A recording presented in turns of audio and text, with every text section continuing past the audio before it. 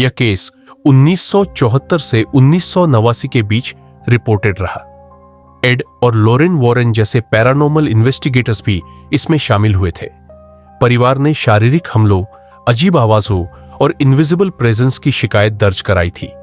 कुछ लोगों ने इसे फ्रॉड कहा, कुछ आज भी इसे अनएक्सप्लेन्ड मानते हैं। अब कहानी शुरू होती है 1974, वेस्ट पिट्सटन, पेंसिल्वेनिया। जैक और जैनेट स्मर्ल अपने 4 बच्चों के साथ एक साधारण डुप्लेक्स घर में रहने आए। घर पुराना था लेकिन सस्ता। शुरुआत में सब सामान्य था, लेकिन कुछ महीनों बाद घर में अजीब घटनाएं शुरू हुई। पहले छोटी चीजें, रसोई की लाइट अपने आप जलना बुझना, टीवी का वॉल्यूम अचानक बढ़ जाना, दीवारों से धीमी धीमी दस्तक। उन्होंने सोचा वायरिंग इश्यू होगा, लेकिन फिर एक रात जैनेट रसोई में थी। उसने साफ महसूस किया कि किसी ने पीछे से उसके कंधे को छुआ। उसने सोचा जैक होगा। पीछे मुड़ी, कोई नहीं। लेकिन उसी समय ऊपर बच्चों के कमरे से तेज धमाका हुआ। जब वो ऊपर पहुंची तो बच्चों का बिस्तर दीवार से खिसका हुआ था। बच्चे रो रहे थे। घर में अचानक सड़ी हुई मांस जैसी गंध आने लगी, ऐसी गंध जो कुछ मिनट रहती फिर गायब हो जाती। कोई डेड एनिमल नहीं मिला, कोई लीक नहीं मिला, लेकिन गंध हर बार तभी आती जब घर में कोई अकेला होता। एक रात जैक सो रहा था। उसे महसूस हुआ कि कोई उसके सीने पर बैठा है। वो हिल नहीं पा रहा था, सांस रुक रही थी, और उसने देखा छत के पास एक काला साया। कोई साफ आकृति नहीं, लेकिन 2 चमकती हुई आंखें।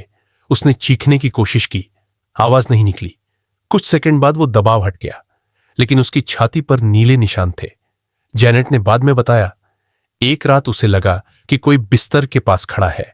वो जागी और महसूस किया कि उसके पैरों को कोई पकड़ रहा है।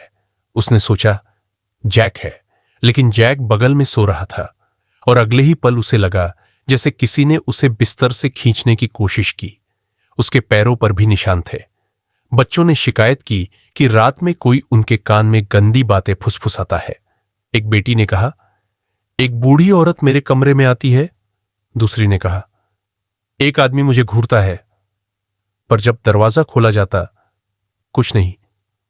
स्मर्ल परिवार ने कहा कि एंटिटी सिर्फ परेशान नहीं कर रही थी, वो हमला कर रही थी। जैक ने दावा किया कि उसे इनविजिबल फोर्स ने सोफे से धक्का दिया। एक बार जैनेट ने कहा कि उस पर सेक्सुअल असॉल्ट जैसा हमला हुआ, लेकिन कोई दिखाई नहीं दिया। यहीं से मामला नेशनल न्यूज बन गया। एड और लोरेन वॉरेन घर में आए। उन्होंने कहा, यह कोई सिंपल गोस्ट नहीं, यह डिमोनिक प्रेजेंस है। उनके मुताबिक घर में कई स्पिरिट्स थी, कुछ हार्मलेस और एक बेहद वायलेंट। एक्सोर्सिज्म किया गया।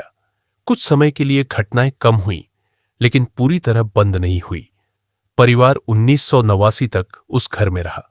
उन्होंने कहा, हम भागकर डर को जीतने नहीं देना चाहते थे। लेकिन जैक ने बाद में कहा, अगर मैं सच बताऊं तो वो चीज अभी भी वही है।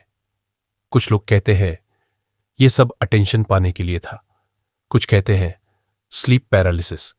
लेकिन सवाल यह है, एक पूरा परिवार 15 साल तक एक जैसी कहानी क्यों दोहराएगा?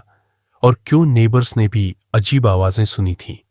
सबसे डरावनी बात क्या है, घर आज भी खड़ा है, और जो लोग वहां रहे उन्होंने पब्लिक में कम ही बात की। लेकिन एक लोकल ने कहा था, रात को उस घर की खिड़की में कभी कभी कोई खड़ा दिखता है, लेकिन वो परिवार का नहीं होता।